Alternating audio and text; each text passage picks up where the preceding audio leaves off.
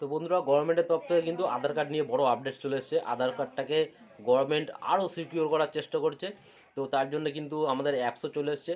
তো আধার কার্ড থেকে তোমরা তোমাদের নিজেদের কিন্তু মোবাইল নাম্বার, আধার কার্ডের যেই মোবাইল নাম্বার লিঙ্ক আছে সব কিন্তু দেখো, একটা ফ্যামিলিতে কিন্তু একটা মোবাইল, 4-5টা আধার কার্ড, সব একটা মোবাইলের লিঙ্ক আছে। তো তোমরা কিন্তু প্রত্যেকটা আধার কার্ড কিন্তু ঘরে বসেই A to Z কাজ করতে পারবে হাতের মোবাইলটা দিয়ে। আর আধার কার্ডের আরও সিকিউর কিছু সিস্টেম এসছে, চলো যেগুলো আজকের ভিডিও আমরা দেখব। আর ভিডিও ভালো লাগলে এরকম ভিডিও পেতে অবশ্যই পেজটাকে ফলো করে নিও, আর ভিডিওটা অবশ্যই লাইক করে দিও, আর অবশ্যই ভিডিওটাকে শেয়ার করে দিও জনস্বার্থে। তো আমরা চলে আসলাম মোবাইল স্ক্রিনে। মোবাইল স্ক্রিনে আসার পর তোমরা তোমাদের প্লে স্টোরটা ওপেন করে নেবে।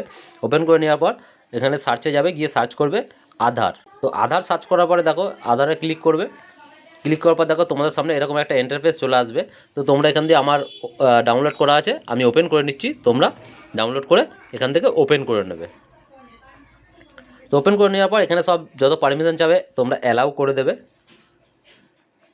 তো অ্যালাউ করে দেওয়ার পর দেখো ডিসকভার কি ফিচার্স, তোমরা এই ডিসকভার কি ফিচার্সে ক্লিক করবে। ক্লিক করবার সব নেক্সট করে দেবে, নেক্সট নেক্সট নেক্সট।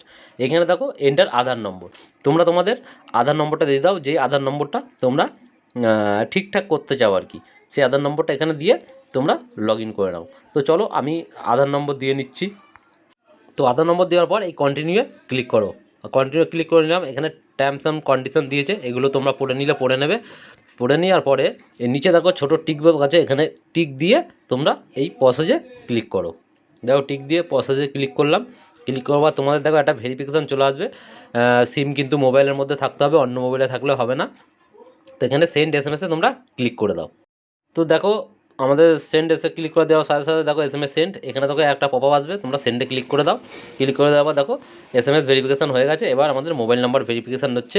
এখানে 20-25 সেকেন্ড ওয়েট করবে তোমরা, একটু সময় নেবে এখানে। দেখো কন্টিনিউ, আমরা কন্টিনিউ ক্লিক করব। দেখো কন্টিনিউ ক্লিক করার পরে আমাদের দেখো এখানে একটা ফেস, আমাদের লাইভ একটা ফেস অথেন্টিকেশন নেবে এখানে। তো অথেন্টিকেশন দিয়ে আমরা এখান থেকে এটাকে লগ ইন করে নিতে পারবো। চলো দেখো আমি আমার ক্যামেরা ওপেন হয়ে গেছে। তো এখানে তোমরা পরিষ্কার জায়গা, একটু ভালো জায়গা দেখে বসবে যাতে আলো থাকে, তোমাদের মুখটা ক্লিয়ারলি বোঝা যায়, নাহলে কিন্তু অসুবিধা হবে। বারবার দেখো আমার ফেল্ড হয়ে গেছে। তো এখানে 3বারই কিন্তু তোমরা চান্স হবে, তারপরে কিন্তু হয়তো তোমাদের অ্যাপসটা কিন্তু লক হয়ে যেতে পারে, সেটা মাথায় রাখবে। তো আমি আলোতে চলে যাই। চলো আলোতে চলে এসেছি আমি। এবার দেখি একটু তোমরা চোখটা দেখো, এখানে দেখাচ্ছে চোখটা তোমরা কিন্তু একটু বন্ধ খোলা করবে, তাহলে কিন্তু খুব তাড়াতাড়ি নিয়ে নেবে।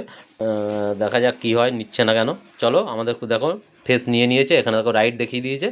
দেখানোর পর এখানে দেখো রাইট দিয়েছে, আমরা প্রসেসে ক্লিক করব। তো দেখো তোমাদের সামনে এরকম একটা পিন তৈরি করতে বলবে। তো তোমরা একটা 6 অঙ্কের একটা কোড তৈরি করে নিও। এখানে যে কোনো তোমরা একটা, এখানে দেখো ভেরিফিকেশন চাচ্ছে কোডটার, আবার আমি কোডটা এগেন দিয়ে নেবো। দিয়ে নেওয়ার পর এখানে কন্টিনিউ ক্লিক করলাম। দেখো তোমাদের সামনে একটা এরকম একটা ইন্টারফেস চলে আসবে।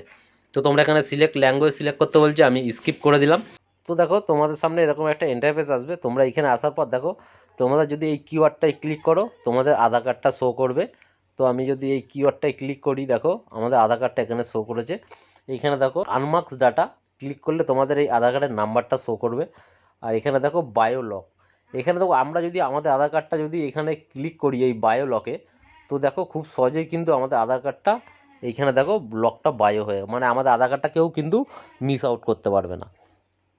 তো আমরা যখন আধার কার্ডটা আমাদের প্রয়োজন হবে, আমরা এখানে এসে আবার এই অ্যাপসে এসে আনলক করে দেবো বায়োটাকে। দেখো এখানে খুব সহজেই রাইট হয়ে গেছে। এবার আমরা আধার কার্ডের কিন্তু ফিঙ্গারপ্রিন্ট সব কাজ করবে। এই লক করে রাখলে কিন্তু ফিঙ্গারপ্রিন্ট কোনো কিছু কাজ করবে না। তো এই হয়ে গেল আমাদের জানা। এবার আমরা কি করব, একটু যদি আমরা এখান থেকে কেটে দেবো, কেটে এখানে দেখো শেয়ার আইডি বলে একটা অপশান আছে। এই শেয়ার আইডিতে যদি আমরা ক্লিক করি, দেখো এখানে সিলেক্টিভিটি শেয়ার ওপরেই দেখাচ্ছে। এইখানে আমরা সিলেক্টিভিটি শেয়ারে যদি ক্লিক করি, দেখো আমাদের আধার কার্ডটার যতটা প্রয়োজন আমরা ততটাই কিন্তু শেয়ার করতে পারবো।